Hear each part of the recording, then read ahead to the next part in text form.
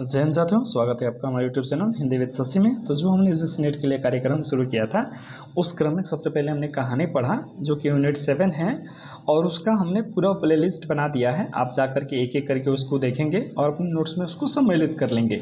फिर हमने यूनिट 5 शुरू किया और इस यूनिट 5 में आज हम पढ़ रहे हैं 9वां टॉपिक, जो कि घनानंद कवित हैं, जिसके संपादक जो हैं वो विश्वनाथ प्रसाद मिश्र हैं। तो दो चार बात टॉपिक शुरू करने से पहले करेंगे, और उसमें पहली बात ये है कि आप इस वीडियो को बेहतर फीडबैक के लिए ना 1.5 गुना स्पीड में देखें। दूसरी बात यह है कि ये जो नोट्स है ना, वो मैं 3-4 जगह से संकलित करता हूँ, ताकि कोई की पॉइंट्स एग्जाम की दृष्टि से जो इम्पोर्टेंट है ना, वो छूट ना जाए और आपको कई जगह भटकने की आवश्यकता भी न पड़े। दूसरा चीज़ ये है ना, तीसरा चौथा जो भी है, कि अगर मैं चाहता ना तो इन चीज़ों को टाइप कर सकता हूँ, क्योंकि आप नीचे आइएगा ना तो टाइप किया हुआ भी नोट्स इसमें मैंने सम्मिलित किया है। लेकिन मैं करता नहीं हूँ, क्योंकि मैं आपके समक्ष रखना चाहता हूँ, मैं सबसे अलग हट के कंटेंट देना चाहता हूँ, इसलिए मैं इसको टाइप नहीं करता हूँ। तो चलिए बिना देर किए हुए वीडियो को शुरू करेंगे। और एक गुजारिश है कि जो भी प्लेलिस्ट मैंने बनाया है और उसको आप देखें, और जो आपका अपना फीडबैक है या जो आप अपना मुझे सलाह देना चाहते हैं उसको आप कमेंट में मेंशन करें, उस पर विचार जरूर करूंगा। ठीक है, तो चलिए घनानंद कवित को पढ़ते हैं। तो घनानंद कवित संपादक जो विश्वनाथ प्रसाद मिश्र हैं। घनानंद मुगल बादशाह मोहम्मद शाह के मीर मुंशी थे। प्रेमिका सुजान थी, जिसके कारण इनको दरबार से अपमानित होना पड़ा था। प्रेम की पीड़ा से भरकर ये वृंदावन चले गए और वहां निम्बार्क संप्रदाय में दीक्षित हो गए। सुजान के न मिलने की तड़प इनकी कविताओं में स्पष्ट दिखती है। शुक्ल जी के अनुसार इनकी मृत्यु नादिर शाह के आक्रमण के दौरान हुई थी, लेकिन वास्तविकता में अहमद शाह अब्दाली के आक्रमण के समय इनकी मृत्यु हुई थी। घनानंद को प्रेम का पीर कवि कहा जाता है। ये इंपॉर्टेंट क्वेश्चन है, PYQ के रूप में पूछा गया है। घनानंद एक कुशल संगीतज्ञ थे। घनानंद ने कई सवैयों की रचना की। सवैयों की रचना समस्या पूर्ति के ढंग पर की है। वज्रनाथ ने घनानंद की रचनाओं का सर्वप्रथम संकलन किया था। भारतेंदु ने घनानंद की रचनाओं का संग्रह सुंदरी तिलक शीर्षक से प्रकाशित कराया था। जगन्नाथ दास रत्नाकर ने 1954 में सुजान सागर नाम से इनकी रचनाओं का संग्रह प्रकाशित करवाया। आचार्य विश्वनाथ प्रसाद मिश्र ने घनानंद की संपूर्ण रचनाओं को व्यवस्थित संग्रह घनानंद ग्रंथावली शीर्षक से किया। इसमें कुल 502 छंद हैं। उसके बाद देखेंगे रीतिकालीन की बौद्धिक पीड़ानुभूति, निष्प्राणता एवं कुंठा के वातावरण में घनानंद की पीड़ा की टीस सहसा हृदय को चीर देती है और मन सहज ही मान लेता है कि उसके दूसरों के लिए किराए पर आंसू बहाने वालों के बीच यह एक ऐसा कवि है जो सचमुच अपनी पीड़ा में ही रो रहा है। ये बात रामधारी सिंह दिनकर कहते हैं। घनानंद प्रेम के यातना के कवि हैं, इसलिए वज्रनाथ ने कहा है, समुझे कविता घनानंद की ही आखिन नेह की पीर तकी। प्रेम का ऐसा आवेग न ठाकुर में है न बोधा में।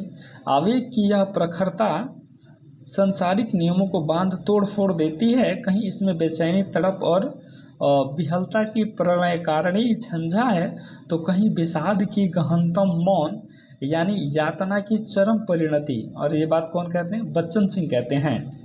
फिर नीचे आते हैं, घनानंद की भाषा सरल है, सरल और स्वाभाविक है, जिसमें लक्ष्यार्थ और व्यंग्यार्थ की प्राधान्य है। इनकी प्रसिद्ध रचनाओं को देख लेते हैं। आलम केली, वियोग बेली, इश्कलता, प्रीति प्रवास, प्रेम पत्रिका, सुजान सागर, सुजान रहित, ये सभी क्या हैं? इनकी प्रमुख रचनाएं हैं। अब हम यहाँ से क्या करेंगे, जो भी घनानंद की पंक्तियां हैं ना, जो इनके सवैया हैं, छंद हैं, कवित हैं, उसको देखेंगे एवं उसके अर्थ को समझेंगे। ठीक है, तो चलिए शुरू करते हैं, क्योंकि ये सवाल इससे भी एग्जाम में बनते हैं। अब यहाँ पे पहला ही हम देखेंगे, लजनी लपेटी चितवन भेद भाय भरी अंगनी अनंग रंग दूरी मूरी जानी मैं। ये पहला इनका क्या है? सवैया है। तो इसको यहाँ से देखेंगे। अब क्या इसका अर्थ क्या है?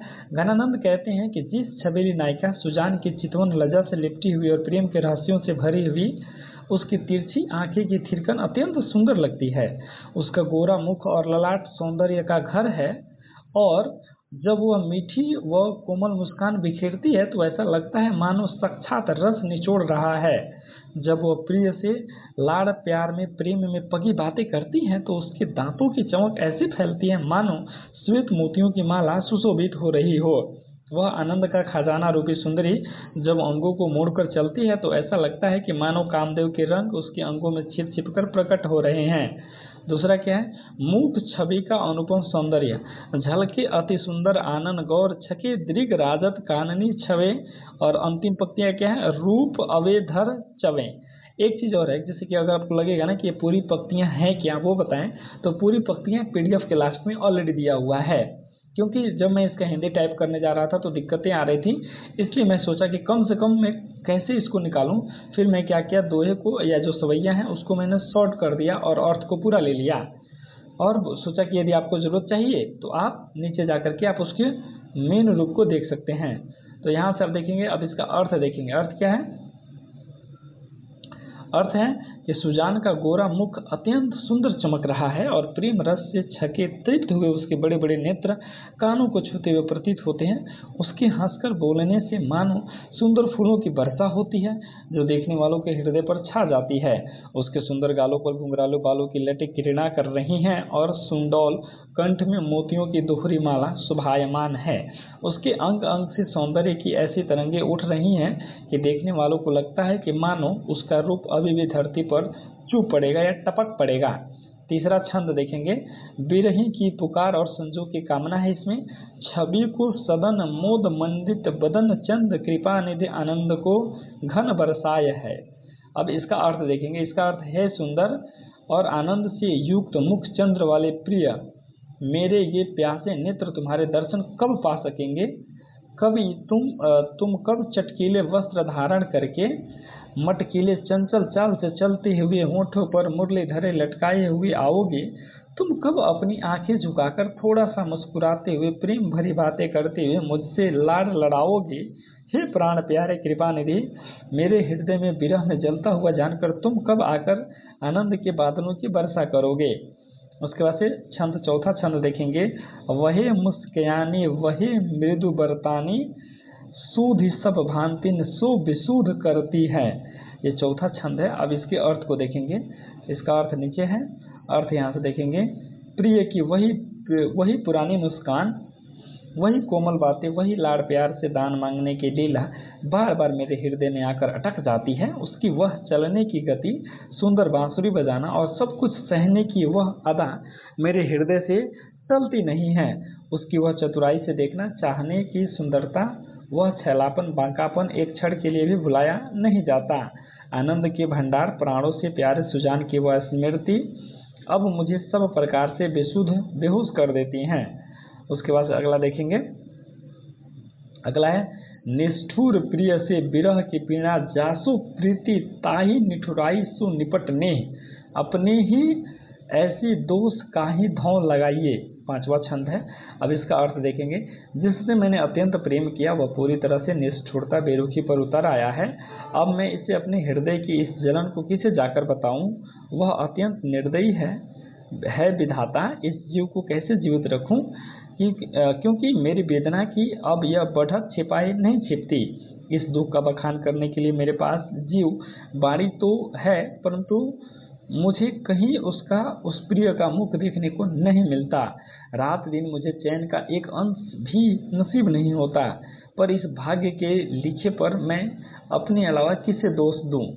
अगला देखेंगे। अगला इनकी जो छंद है उसको देखते हैं। छठा नंबर छंद जो है, थोड़ा सा छोटा कर लूं, देख सकते हैं। 6 नंबर क्या है कि भोर ते साँझ लो कानन और निहारती आँखिन की उर आरती। इसके बाद से अब इसका अर्थ देखेंगे। तो इसका अर्थ जो हो जाएगा वो हो जाएगा, बिरहणी नायिका ने सुबह से लेकर शाम तक जंगल के रास्ते की ओर टकटकी लगाकर देखती रहती है और वह पगली तनिक भी नहीं थकती। शाम से लेकर सुबह तक वह आकाश के तारों को निहारती रहती है और अपनी पुतलियों को तारों को एक पल के लिए भी नहीं हटाती। यदि कभी भूलकर भी वह प्रिय आनंद का घन दिखाई दे जाता तो वह आंसुओं के आने से उस अवसर को गंवा देती है, क्योंकि आंसुओं के कारण दिखना बंद हो जाता है और उस मनमोहक को देखने की जिद और व्याकुलता हमेशा इन आंखों के हृदय में बनी रहती है। 7वां छंद देखेंगे। प्रिय की निष्ठुरता पर उलाहना भय अतुर निठुर मिटाए पहचानी डारी, काहू कल्पाए सु कैसे कल्पाए हैं। अब इसके अर्थ को देखेंगे। इसका अर्थ क्या है, तुम अत्यंत निष्ठुर हो गए हो, तुमने मेरी पहचान तक मिटा डाली है। इस दुख में मेरे हृदय को हाय हाय की रट लगी हुई है। तुम तो पूरी तरह निर्दयी निकले जो मेरी सुध ही भूल गए। पर तुम्हारी यादें मुझे सूल और भालों की तरह चुभती हैं जो किसी तरह तुम्हारी भुलाई नहीं जाती। पहले तो तुमने मीठी मीठी बातें करके मुझे ठग लिया, अपने वश में फंसा लिया। अब मेरे हृदय को जला रही हो। बताओ यह कौन सा न्याय है? और क्या तुमने यह प्रसिद्ध कहावत नहीं सुनी, जो किसी को तड़पाता है वह स्वयं भी कभी चैन से नहीं रह पा सकता है। 8वां छंद देखेंगे। मीन के प्रेम से तुलना और श्रेष्ठताहीन भय जल मीन अधीन कहाँ कछु मुँह अकुलानी समाने जीवनी जान ही जाने। अब इसके अर्थ को देखेंगे। इसका अर्थ क्या है कि यहाँ कवि स्पष्ट करते हैं कि मानव का प्रेम मछली के प्रेम से कहीं ऊंचा है, क्योंकि मछलियाँ विरह सह नहीं पाती और मर जाती हैं। जैसे प्रिय जल पर कलंक लगता है, मानव विरह में मरता नहीं बल्कि कष्ट सहकर प्रेम निभाता है। अब इसके अर्थ को देखेंगे।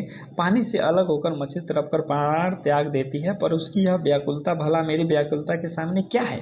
वह तो अपने प्रेमी जल पर कलंक लगाकर और निराश होकर कायरों की तरह प्राण छोड़ देती है। वह जड़ मछली भला प्रीति की सच्ची रीति को क्या समझेगी, जो केवल प्रिय के हाथ में रहने तक को ही अपना प्रमाण मानती है।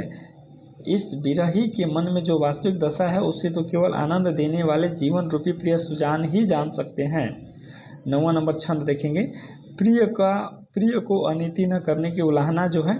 मित सुजान अनीति करो जिन, हाँ न होजिए मोहि मोहि कित प्यासनी मारत मोहि। अब इसके अर्थ को देखेंगे। हे मित्र सुजान, मेरे साथ ऐसी अनीति अन्याय मत करो। मैं तुम्हारे आगे हाथ जोड़ती हूँ, मेरे प्रति इस प्रकार निर्मोही मत बनो। तुमने तो पहले ही अपनी रूप छटा दिखाकर मेरे विश्वास को जीता, और अब इस तरह विश्वासघात करके मुझे विरह के बीच में क्यों घोल रहे हो? तुम तो आनंद के बादल और मेरे जीवन के आधार हो। फिर हे विधाता, तुम मुझे इस तरह के दर्शन की प्यास से क्यों मार रहे हो? 10 नंबर छंद देखेंगे।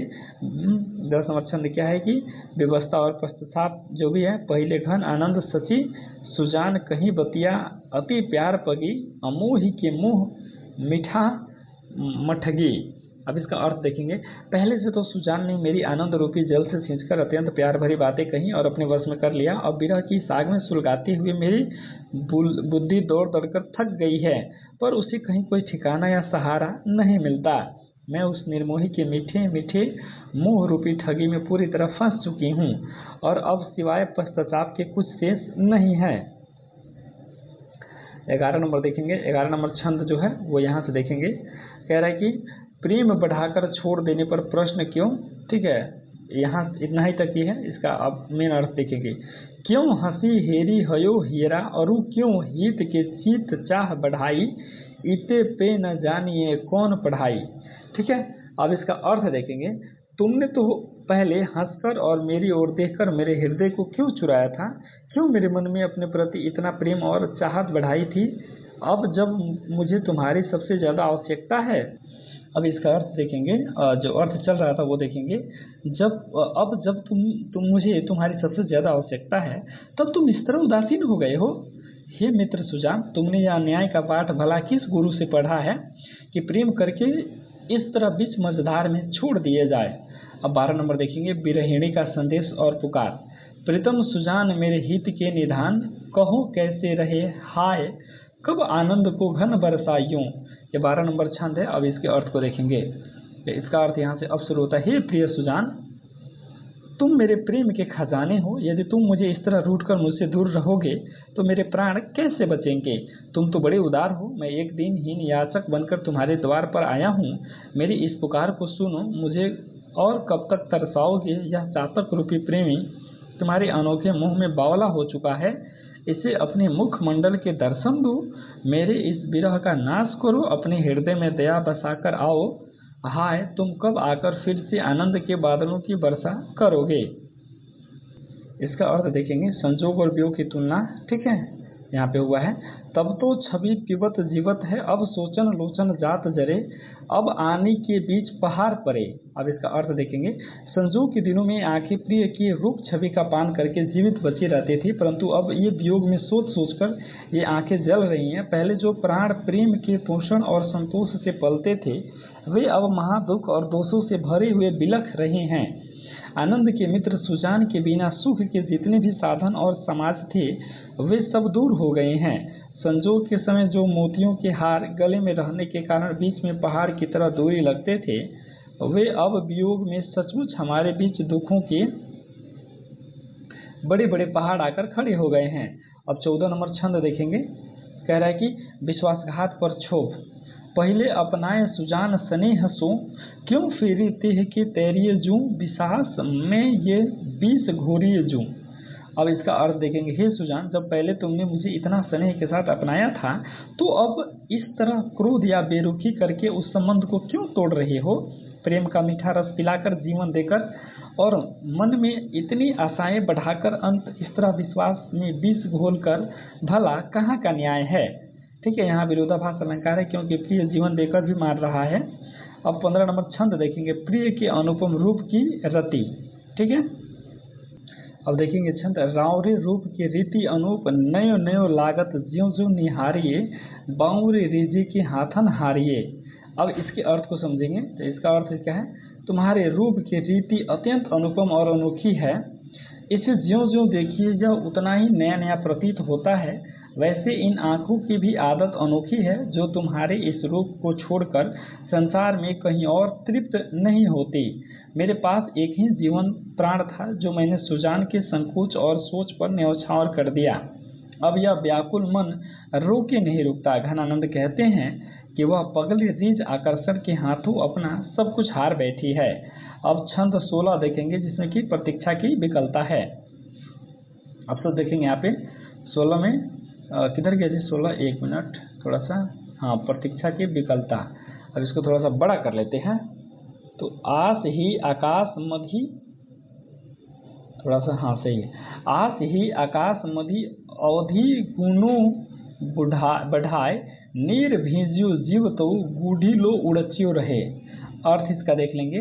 प्रिया के आने की अवधि बीत जाने पर भी मन में मिलने की आशा बची हुई है। यह जीव सहारे आकाश में उड़ती हुई उस पतंग की तरह है, जो विरह के आंसू जल से भीगी होने के बाद भी केवल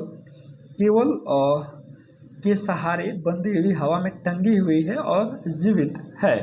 अब देखेंगे 17 नंबर। आंखों से बरसता विरह का सावन, घन आनंद जीवन मूल सुजान की, कौध नहु न कहू दरसे, नीत ही अखिया उधरी बरसे। और फिर इसका देख लेंगे। अब इसका अर्थ देखेंगे। मेरे जीवन के मूल आधार आनंद के बादल, सुजान की चमक या कोई समाचार कहीं भी दिखाई नहीं देता। वर्षा ऋतु में तो बादल केवल समय पर घिरकर बरसते हैं और शांत हो जाते हैं, परंतु मेरी ये आंखें तो प्रिय के वियोग में हमेशा खुली रहकर रात दिन बरसती रहती हैं। छंद 18 देखेंगे। पूर्व राग एवं विरह की अनूठी आग इसमें है, मतलब उसका वर्णन है इसमें। जे तो घट शोधो तय न पाऊँ, कहाँ अही शोधो तबते अनोखी आग लागी रही चाह की। अब इसका अर्थ देखेंगे। इसका अर्थ जो है, जब से प्रिय के प्रत्यक्ष दर्शन हुए हैं तब से इस शरीर में चाह की अनोखी आग लग गई है। मैं अपने इस पूरे घट के खोज डालती हूँ, पर समझ नहीं पाती कि वह प्रिय कहाँ छिपा है। इस तरह विरह की आग की विशेषता है कि इसमें न तो धुआं निकलता है और न ही आग कभी ठंडी होती है। यह हृदय के भीतर ही भीतर सुलगती रहती है। अब 19 नंबर देखेंगे। चकोर और चातक से भी बदतर दशा हो गई है, उसी का वर्णन मतलब इस छंद में है। आँख न देखे तो कहा है कुछु, देखती ये चातक बिचारे सो न चकुने परखे। अब इसके अर्थ को देखेंगे। ये आंखें यदि साक्षात तुम्हें नहीं देख पाती तो कभी न जाने बंद आंखों से क्या क्या देखती और तड़पती रहती है। प्रिय, आकर इन दुखियारी आंखों की दशा देखो।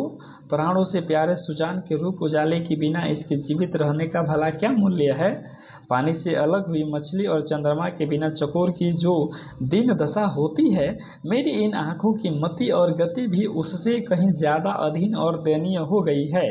हे रस से भरे घनश्यामा, इस बेचारक चातक रूपी प्रेमिका के परखने से कोई भूल मत करो और दर्शन दो। अब 21 नंबर छंद देखेंगे। इसमें क्या है कि चातक रूपी नेत्रों की पुकार है। अब इसको पढ़ेंगे। घन आनंद रस नैन कहो कृपा नधि कौन हित, मरत पपीहा नैन बरसों पर दरसो नहीं। अब इसका देखेंगे, हे आनंद के रस घर और कृपानिधि प्रिय, भला इसमें आपका क्या हित या भलाई है? तुम्हारे दर्शनों के बिना मेरे ये नेत्र रूपी पपी है, यानी चातक तड़प तड़प कर मर रहे हैं। बादल तो बरसते हैं, पर ये तुम आनंद के बादल होकर के भी मुझ पर कृपा की वर्षा नहीं कर रहे हो और न ही अपने दर्शन दे रहे हो। 22 नंबर छंद देखेंगे, ईश्वर से अनन्य पुकार है इसमें। पहचाने हरि कौन मुँह से अन पहचान की, तयों पुकार मधि मौन कृपा कान मधि नैन जयों। अब इसको पढ़ेंगे, इसके अर्थ को देखेंगे। यहाँ प्रकरण में क्या है ना कि यहाँ कवि जो है ना लौकिक प्रेम से उठकर भगवान से प्रार्थना कर रहा है। अब इसके अर्थ को देखेंगे, इस संसार के लोगों के लिए मैं सर्वथा अपरिचित हूँ, ऐसे में हे हरि आपके अलावा मुझे कौन पहचान सकता है? मेरी इस पुकार के भीतर जो मौन छुपा है उसे केवल आपकी कृपा रूपी कान ही सुन सकते हैं। आपकी कृपा दृष्टि ही मेरे इन व्याकुल नयनों के दुख को समझ सकती है। अब 23 नंबर छंद देखेंगे, प्रेम में सब कुछ सहने का संकल्प, आशा गुण बांध के भरोसे सील धरी छाती, एरे निर्दया तू ही दया उपजइहो। अब इसके अर्थ को देखेंगे, मैंने अपनी छाती पर भरोसे की भारी शिला रख ली है और आशा रूपी धागे से अपने प्राणों को बांध लिया है। हे निर्दयी प्रिय, मैं विरह की इस दुख का दावानल आग में अपने शरीर और मन को इतना तपाऊंगी कि एक दिन तुम्हारी आंखों के सामने ही प्राण त्याग दूंगी। मुझे दृढ़ विश्वास है कि जब तुम अपनी आंखों के सामने अपने प्रेमी को इस तरह मिटते देखोगे तो तुम्हारे उस पत्थर जैसे हृदय को भी दया उत्पन्न होकर ही रहेगी। प्रेम में शारीरिक या मानसिक कष्ट का कोई भय नहीं होता। 24 नंबर जो छंद है उसको देखेंगे, क्या है? वियोग में अंतहीन अमावस है। अब ये छंद जो है वो कौन सा है वो देखेंगे, अंतर आज उसास तथे अति अडग उसीजे उदेग की आवस, बिना हरे सदा अमावस। अब इसको देखेंगे, इसका अर्थ क्या है कि प्रिय के वियोग में मेरे हृदय के भीतर विरह की तीव्र आंच सुलग रही है और लंबी लंबी गर्म सांसों के कारण सारा शरीर उद्वेग व्याकुलता की गर्मी से उबल रहा है। मेरी स्थिति यह हो गई है कि मैं न तो पूरी तरह जी पा रही हूँ और न ही मर पा रही हूँ। उस सुजान के सुंदर मुख को देखे बिना मेरे जीवन में हमेशा अंधकारमयी अमावस की रात छाई रहती है, जहाँ सुख का कोई सवेरा नहीं होता। अब छंद 25 देखेंगे, भाग्य पर पश्चाताप और लोक लाज। ठीक है, जान के रूप लुभाए के नैने नैने बीच करी, अधबीच ही लौडी जग बाजती नेह की दौड़ी। अब इसका अर्थ को देखेंगे, इसका अर्थ क्या है? इन आँखों ने सुजान के रूप पर मोहित होकर मुझे बीच राह में ही प्रेम की दासी बनाकर छोड़ दिया है। हाय विधाता, वो निष्ठुर प्रिय मेरी एक भी पुकार या बात नहीं सुनता। उसकी दूसरी तरफ पूरे संसार में मेरे इस प्रेम का ढिढोरा पीट गया है। अब स्थिति यह है कि समाज के तानों के कारण मुझे जगह जगह अपना मुंह चुराना पड़ता है और मैं अपने ही भाग्य को कोस रही हूँ। 28 नंबर देखेंगे, बिरहणी का प्रेमोन्माद दशा जो है भूत बाधा से तुलना है। खोय दई बूढ़ी सो गई सूधी, रोय हंसे उन्माद जगयो है, हे तो पगयो किधा प्रेत लगयो है। 28 नंबर जो छंद है, अब उसका अर्थ देखेंगे। अर्थ क्या है? हे प्रिय, तुम्हारे वियोग में उस नायिका की बुद्धि खो गई है और उसकी शुद्ध बुद्ध सो गई है। वह कभी अचानक रोने लगती है तो कभी हंसने लगती है। उसके भीतर एक अजीब सा उन्माद पागलपन जाग गया है। वह कभी भी मौन धारण कर लेती है, कभी चकित होकर देखती रहती है और जब बात करती है तो उसका शरीर विरह की आग से धकता है। उसे देखकर समझ नहीं आता कि तुम्हारा प्रेम रंग लगा है या कोई उससे भूत प्रेत का साया लग गया है, क्योंकि उसकी स्थिति प्रेमवश और भूतावेश जैसी एक समान हो गई है। 29 नंबर बात कर लेंगे, छंद क्या है? आंखों की असाध्य दशा है इसमें। घेर घबरानी उबरानी ही रहती घन, भस्मो बिथा तय नित लंचन करती हैं। अब इसका अर्थ देखेंगे, वह व्याकुल नायिका हर तरफ से दुखों से घिरी और घबराई हुई सी रहती है और आनंद के साधन अब उसके लिए मरने के समान कष्टकारी हो गए हैं। जीवन के आधार सुजान के रूप दर्शन के बिना उसके शरीर विकारों से भरकर तीव्रता से जल रहा है। कामदेव के सारे उपाय और यत्न अब निष्फल हो चुके हैं। वह धैर्य नहीं धर पा रही है। और फिर आगे देखेंगे, आगे क्या है कि इन आँखों की असाध्य जिसका इलाज न हो सके दशा तो देखो, जो प्रिय को न पाकर विरह की इस भस्म पर रोज तड़पती और अश्रु बहाती रहती है। अब फिर क्या है ना, कुछ और पंक्तियाँ हैं, कुछ और छंद है उनके, उसके भी अर्थ को देख लेंगे, वो भी इम्पोर्टेंट है। यहाँ से देखेंगे, ऑलरेडी मैंने सम्मिलित किया हुआ है। मैं आपको कह तो रहा हूँ कि कहीं से जो भी कंटेंट उस टॉपिक से रिलेटेड हो मिलता है, मैं उसको यहाँ सम्मिलित जरूर करता हूँ, ताकि बस आप एक प्लेटफॉर्म पे आएँ, एक वीडियो देखें और आपके सारे प्रॉब्लम सॉल्व। इस तरह से कुछ और पंक्तियाँ मिली मुझे एक दूसरे बुक में, फिर मैंने वहाँ से भी इसको उठाया और आपके समक्ष लेके आया। तो इसमें घनानंद की प्रमुख पंक्तियों का अर्थ देखेंगे। गुरनी बतायो राधा मोहन हु गायो सदा, सुखद सुहायो वृंदावन गाढ़ी गाही रे, जमुना के तीर केली कोलाहल भीड़ ऐसी, पावन पुलिन पे पतित परे रही रे। अब इसका अर्थ देखेंगे। कवि कहते हैं कि गुरुओं ने भी ये रास्ता बताया है और स्वयं राधा कृष्ण ने भी इस महिमा को गाया है। वह सुख देने वाला है और सुंदर वृंदावन धाम है, जिसे तुम मजबूती से पकड़ लो, वहाँ वास कर लो। यमुना के किनारे कृष्ण के लीलाओं और सखियों का ऐसा आनंदमय कोलाहल और भीड़ रहती है कि उस पवित्र तट पुलीन पर यदि कोई पतित पापी भी पड़ा रहे तो उसका उद्धार हो जाता है। अब दूसरा देखेंगे। बहुत दीनानंद को अवधि आस पास परे, खरे अबरणी भरे हैं उठी जान को, अधर लगे हैं आनी करे के, पयान प्राण चाहत चलन ये संदेशो ले सुजान को। अब इसका अर्थ देखेंगे। इसका अर्थ क्या है? वियोग की तलब का वर्णन करते हुए घनानंद कहते हैं कि सुजान, उनकी प्रेमिका के आने की अवधि समय बीत जाने के बाद भी प्राण निकलने का समय आ गया है। मेरे प्राण व्याकुल होकर शरीर से बाहर निकलने के लिए छटपटा रहे हैं। ये प्राण अब होठों तक आकर टिक गए हैं और केवल इसलिए रुके हुए हैं क्योंकि मरने से पहले सुजान का कोई संदेश लेकर जाना चाहते हैं या सुजान को अपना अंतिम संदेश देना चाहते हैं। रीझ सुजान सची पटरानी, बची बूढ़ी बापूरी के करे दासी। अब इसका अर्थ यहाँ देख लेंगे।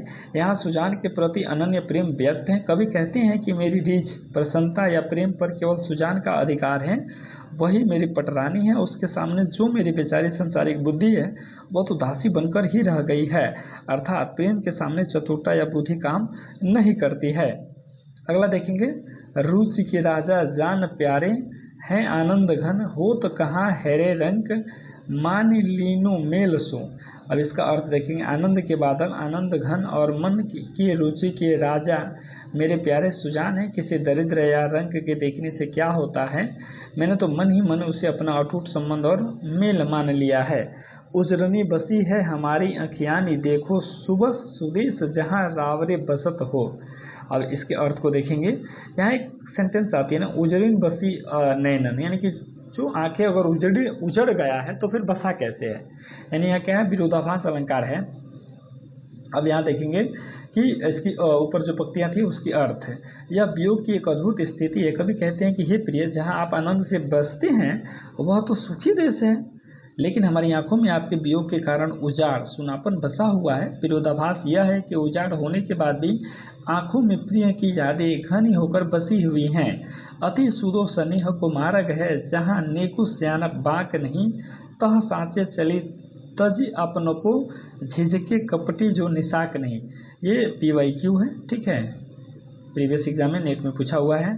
अब इसके अर्थ को देख लेते हैं। इसका अर्थ क्या है? बेहद प्रसिद्ध पंक्ति है, लिखा हुआ भी नोट्स में भी आ गया है। प्रेम का मार्ग अत्यंत सीधा होता है, सीधा और सरल होता है। इसमें रत्ती भर भी चतुराई या सियानप या टेढ़ापन या बाक नहीं चलता है। इस मार्ग पर केवल वही चल सकते हैं जो सच्चे हैं और अपने अहंकार, अपनापों को त्याग चुके हैं। जो लोग कपटी या छली होते हैं वे इस सीधे मार्ग पर चलने में झिझकते हैं, क्योंकि वह निश्चल नहीं होते हैं। लोग हैं लागी कवित बनावत, मोही तो मेरे कवित बनावत। ये भी क्या ना, बहुत प्रसिद्ध पंक्तियां। अर्थ क्या है? घनानंद रीतिकाल के अन्य कवियों पर कटाक्ष करते हुए कहते हैं कि दुनिया के लोग तो सोच समझकर नियम और व्याकरण मिलाकर कविता यानी कवित बनाते हैं, लेकिन मेरा मामला उल्टा है। मेरा जो मन और वियोग का अनुभव है वही कविता के रूप में बाहर आता है, यानी मेरी कविताएं मुझे खुद बनाती हैं, मैं उन्हें बनावटी रूप से नहीं लिखता। आगे देखें। तुम कौन सी पाटी पढ़े हो लल्ला, मन लेहू पे देहू छटाक नहीं।